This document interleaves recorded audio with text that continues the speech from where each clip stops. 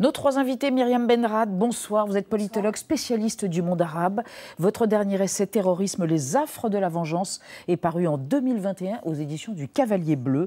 Selon vous, le régime iranien n'a aucun intérêt à une confrontation directe avec les États-Unis, mais certains groupes armés proches de l'Iran ont une vraie volonté de régler leur compte avec les Américains. À côté de vous, Adel Bakawan, bonsoir monsieur, directeur du Centre français de recherche sur l'Irak, le CFRI, et vous êtes chercheur associé à l'IFRI.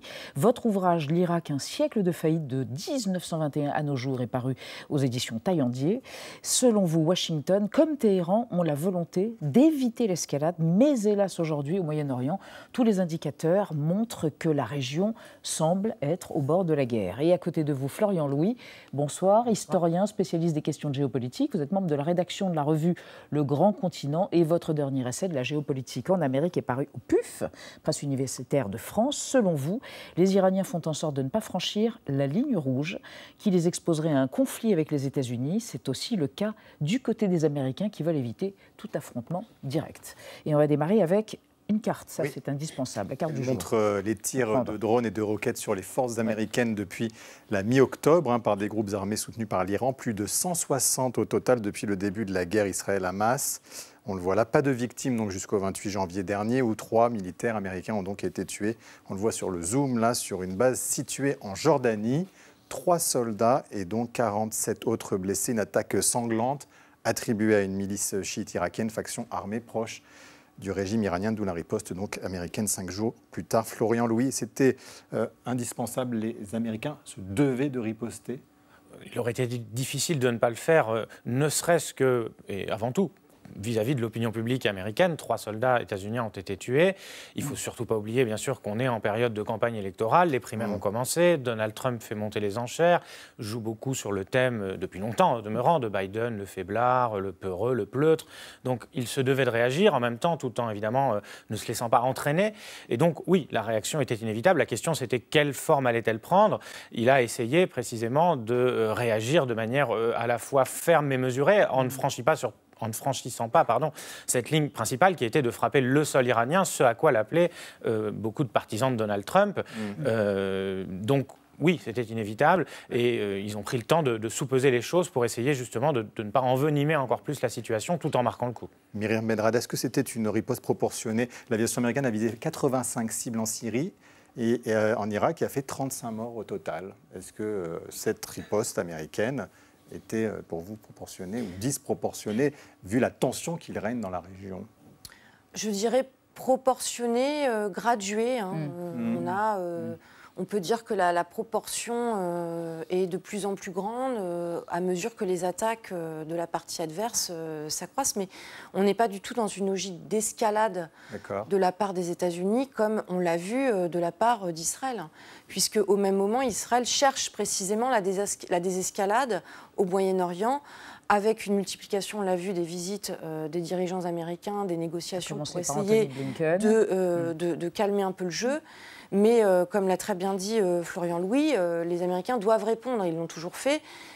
Et j'ajouterais que plus structurellement, les États-Unis se trouvent toujours dans une dynamique de désengagement du Moyen-Orient. Il n'y a pas... On rappelle combien de soldats américains? Il y en a à peu près 2500 en Irak et 900 en Syrie. Oui, et donc c'est très peu par rapport à l'engagement militaire massif qui a été celui des États-Unis, évidemment, notamment sur le terrain irakien.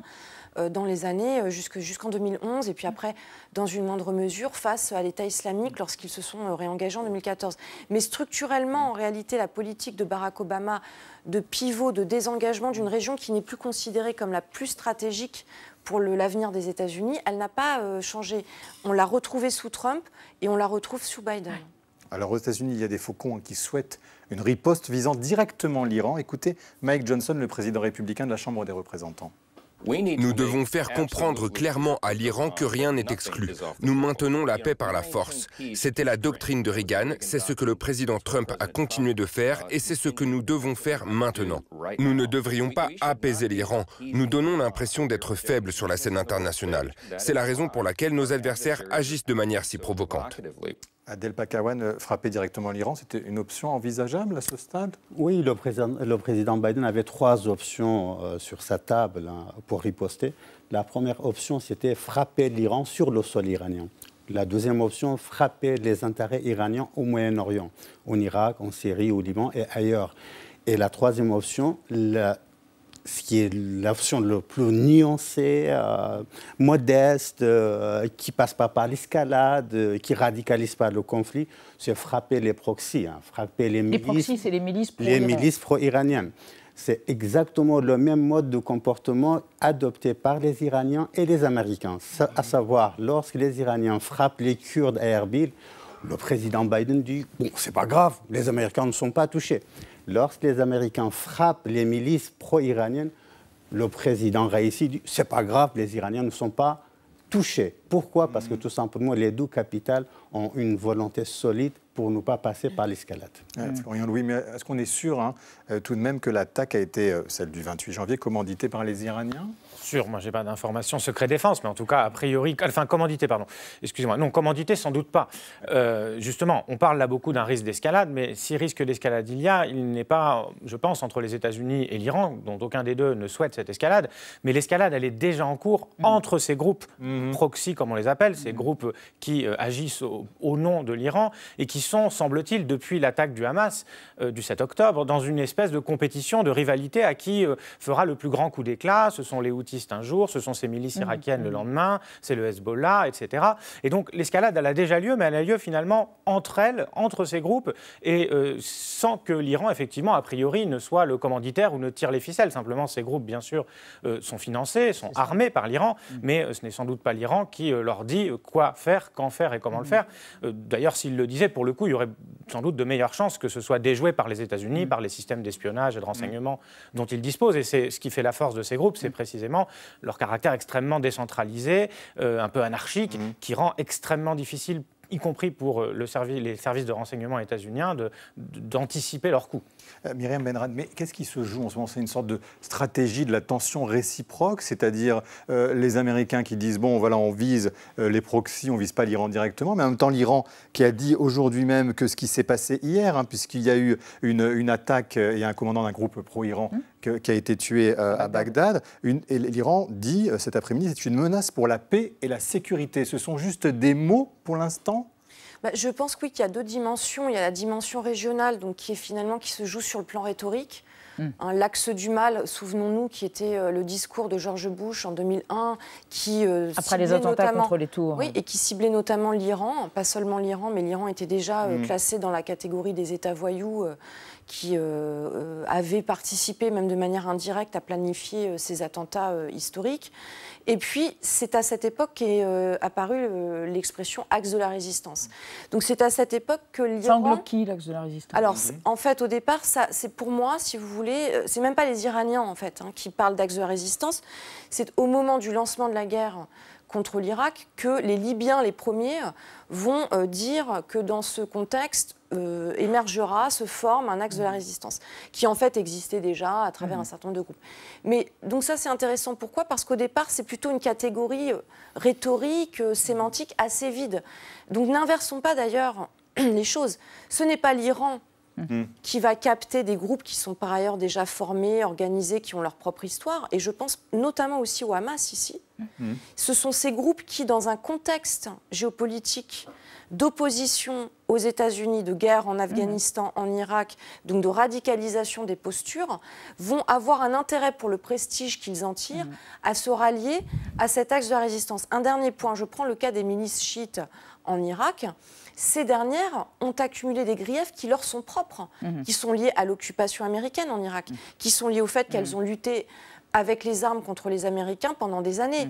Alors oui, avec le soutien de l'Iran, avec un appui logistique, militaire, armé, etc., ça je ne leur mets pas en cause, mais elles ont leur propre trajectoire aussi. Mais Adel Bakawan, vous dites néanmoins, l'Iran n'a pas connu un déploiement tel qu'il le connaît aujourd'hui depuis le 8e siècle. Vous avez dit ça dans une interview récemment, vous dites, d'une certaine façon, l'Iran contrôle 4 capitales. Bagdad, Beyrouth, Sanaa, en Éthiopie, et la dernière, c'est Damas. C'est pourquoi l'Iran n'a aucun intérêt au Yémen, Sanaa au Yémen, bien sûr. la République islamique de l'Iran n'a aucun intérêt à passer par la radicalisation de cette conflictualité. Au contraire, l'Iran mobilise toutes les ressources pour que la guerre de Gaza reste à Gaza. Numéro 1, pour répondre juste à un rebondissement par rapport à votre question sur l'axe de la résistance, on fait une erreur objective et objectivante si on pense que cet axe de la résistance est un bloc uni, uniforme, dirigé directement par la République islamique de l'Iran. Moi, je distingue au moins et rapidement vraiment 3 catégories. Vous avez une bonne catégorie qui dépend directement de la République islamique de l'Iran, à la fois idéologiquement, géopolitiquement, financièrement et militairement. Par exemple, le Hezbollah libanais, les Kataïb Hezbollah irakiens, Asaïb Ahlul-Haq, Sayyid al-Shuhada, etc. Ça, c'est la première catégorie. Vous avez une deuxième catégorie qui est très, très proche, confessionnellement parlant, de l'Iran, sans appartenir à de l'idéologie iranienne, c'est-à-dire Wilayat al-Faqih, par exemple, les Houthis ou Yémen. Et vous avez une troisième catégorie qui n'appartient pas à l'Iran, ni idéologiquement, ni géopolitiquement, mais il y a une alliance objective, par exemple, le Hamas et le Djihad. Donc, à ne pas percevoir cet axe de la résistance comme un bloc uni. Et pour répondre à votre dernière question, oui, l'Iran aujourd'hui... objectivement, contrôle cette capitale. Voilà, il a la domination presque totale sur Bagdad, sur Beyrouth, sur Damas et sur Sanaa. N'a aucun intérêt à entrer dans une guerre avec le risque de perdre cette domination dans ces pays arabes. Alors, on va évoquer avec vous, Anna, des sanctions américaines contre les milices pro-iraniennes et contre des entreprises qui les soutiennent d'une manière ou d'une autre. Exactement. Une salve la semaine dernière de sanctions contre plusieurs entreprises basées en Iran et à Hong Kong. Elles sont accusées par les États-Unis d'avoir fourni des composants pour la fabrication de missiles balistiques et de drones, des armes qui auraient servi dans l'attaque qui a tué 3 soldats, on l'a dit en début d'émission, à la frontière de la Syrie et de la Jordanie. Des sanctions aussi contre plusieurs entreprises en Turquie et au Liban, accusées cette fois d'avoir vendu des produits iraniens dans la région à hauteur de centaines de millions de dollars et ces recettes auraient permis de financer le Hezbollah. Washington a donc gelé leurs avoirs et interdit à toute personne ou entreprise basée aux États-Unis de réaliser des transactions financières avec ces entités. Et avant cela, au mois de décembre, les États-Unis avaient déjà annoncé des sanctions économiques contre les Houthis au pouvoir au Yémen et soutenus par l'Iran. Selon le département américain du Trésor, des millions de dollars ont transité depuis l'Iran vers le Yémen. Et le porte-parole du département d'État, Matthew Miller, avait alors appelé la communauté internationale à prendre clairement position contre le soutien financier iranien illicite aux Houthis. Florian Louis, à défaut de pouvoir attaquer frontalement l'Iran, est-ce que ces sanctions, c'est une forme de guerre sur le terrain économique? C'est une forme de guerre économique dont on sait qu'elle n'est pas très efficace, parce que cette guerre économique des sanctions, ça fait maintenant des décennies. L'Irak est un des premiers à l'avoir connue depuis, en tout cas, l'après-guerre froide, sans que ça ait empêché quoi que ce soit. L'Iran, évidemment, est sous sanctions économiques depuis également extrêmement longtemps. On voit bien aujourd'hui que c'est également la stratégie qu'on a essayé d'employer contre la Russie pour la dissuader de poursuivre son offensive en Ukraine. Le résultat, ça n'a pas interrompu. Et en plus, on sait aujourd'hui que, y compris les sanctions contre des entreprises qui vendent des technologies sensibles, on sait aujourd'hui que dans les drones russes, par exemple, on retrouve des composants qui viennent d'entreprises occidentales, y compris françaises. Non pas que ces entreprises contournent les sanctions, mais en revanche, la Russie et ceux qui sont sanctionnés savent très bien contourner ces sanctions. Il suffit de faire acheter le produit par quelqu'un qui est dans un autre pays, de le faire acheminer discrètement, évidemment. Donc, c'est toujours, évidemment, ça n'est pas sans aucun effet, mais c'est pas comme ça qu'on va venir à bout de quelque ennemi que ce soit. Ça va les affaiblir un petit peu, mais pas suffisamment pour qu'elles arrêtent leurs actions. On le sait très bien, la région, malheureusement, connaît beaucoup de conflits depuis longtemps. Cette arme économique, c'est vraiment un instrument, une munition parmi beaucoup d'autres, et clairement pas la principale et la plus efficace. Myriam Benrad, est-ce que vraiment ni Téhéran ni Washington n'ont intérêt à une guerre aujourd'hui? Est-ce que c'est ça qui se joue? Ou, je crois que vous n'êtes pas d'accord avec votre voisin, mais quel est votre avis là-dessus? Ah non, moi je pense qu'effectivement c'est une guerre, comme vous l'avez dit, oui, des expressions d'hostilité réciproque, mais sans réelle volonté d'une confrontation. D'une escalade. D'une confrontation directe. D'une part, pour toutes les raisons que j'ai évoquées, les États-Unis ont déjà joué le jeu de la guerre conventionnelle, lourde, massive. Ça s'est très mal fini et ça laisse encore aujourd'hui, on en parle moins, mais un traumatisme immense parmi la population américaine. Et donc, il n'y a aucun président américain qui, aujourd'hui, est encore en mesure de convaincre les États-Unis de retourner en guerre au Moyen-Orient. Donc, encore une fois, des guerres type celle qu'a connue l'Irak. Et peut-être une chose importante, du côté de l'Iran, depuis 2003, on a la crainte du changement de régime, du fameux régime change, qui précisément en 2003 s'est abattu sur le régime de Saddam Hussein et qui aussi a poussé l'Iran à se retrancher dans cette posture, à instrumentaliser tous les acteurs qu'il pouvait trouver sur le terrain pour faire barrage aux États-Unis. Parce qu'il y a cette paranoïa, cette obsession, encore aujourd'hui à Téhéran, que les Américains et leurs alliés jouent le jeu du régime change, ont pour projet de mettre à bas la République islamique. Et ce n'est pas quelque chose qu'il faut placer de côté parce que ça inspire à peu près toute la politique iranienne depuis 20 ans. Adel Bakawan, oui, vous dites tout l'inverse. Vous dites en pratique, on est bien au bord de cette guerre. Alors, écoutez, lorsque je parle de l'absence de la volonté américano-iranienne pour éviter une guerre, cela ne signifie pas qu'à l'échelle pratique, on n'est pas entré aux abords d'une guerre généralisée. Regardez, par exemple, c'est vrai, ils mobilisent toutes les ressources pour empêcher la généralisation, cette guerre, l'ouverture d'autres fronts, mais on voit très bien qu'Anthony Blinken n'arrive pas à mettre la pression sur Israël, n'est-ce pas ?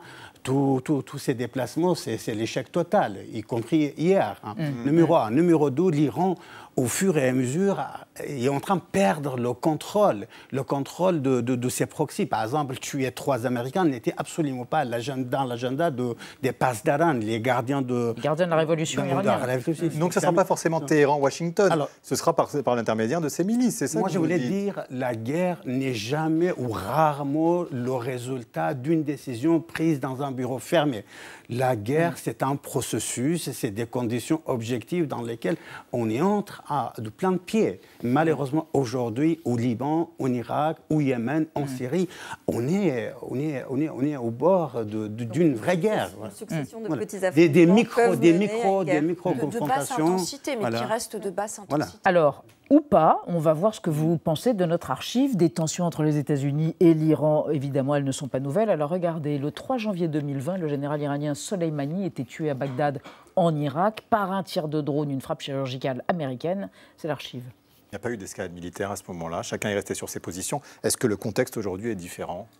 Il est un petit peu différent parce qu'il y a des choses qui se passent à Gaza, évidemment, depuis le 7 octobre, qui vraiment ont mis de l'huile sur le feu. Et d'ailleurs, on ne serait sans doute pas dans l'embrasement dont on parle aujourd'hui sans cela.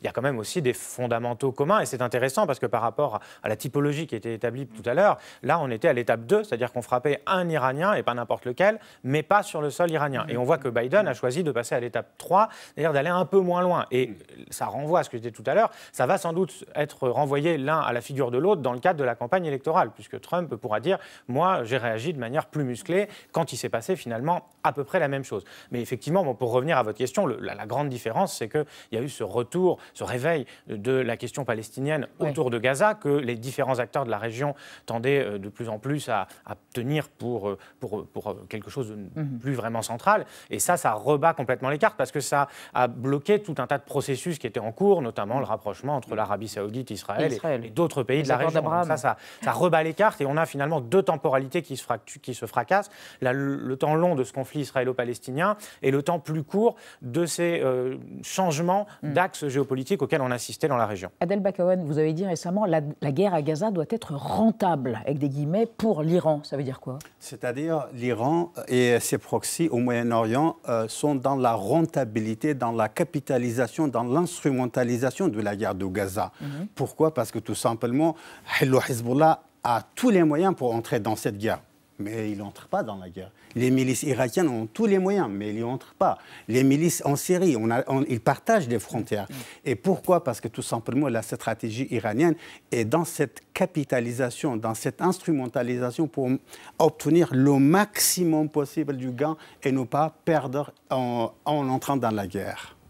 Myriam Benrad, en même temps, ce qu'on peut se dire, c'est que, si on peut être un peu optimiste, c'est qu'aux États-Unis, il va y avoir cette élection. En Iran, vous l'avez dit, il y a un régime qui a été quand même très affaibli, donc ni l'un ni l'autre n'a vraiment intérêt d'aller jusque-là et de se regarder encore en chien de faïence pendant un certain temps. On on n'a pas parlé de la situation intérieure en Iran qui est tout de même aussi, malgré la répression, malgré la réaction du régime, instable. On a vu les manifestations, on voit que c'est une république islamique qui est tout de même prise de court par un certain nombre secouée de par des phénomènes sociétaux, etc. Donc non, à aucun moment je pense que ce régime ne souhaite, encore une fois, entrer en guerre, mais de la même manière du côté américain, parce que il y a les déclarations de Donald Trump, il y a les déclarations aussi qui sont assez incendiaires parfois du côté de l'administration Biden, en tout cas du côté de certains faucons, mais du côté de l'opinion américaine, personne ne suit plus. On n'est pas du tout dans l'après-11 septembre, dans ce contexte où l'Amérique veut régler ses comptes. Et d'ailleurs, peut-être une dernière chose, Biden avait dit à Netanyahou, souvenez-vous, lors d'un discours à Tel Aviv, lors de sa visite en Israël, faites attention à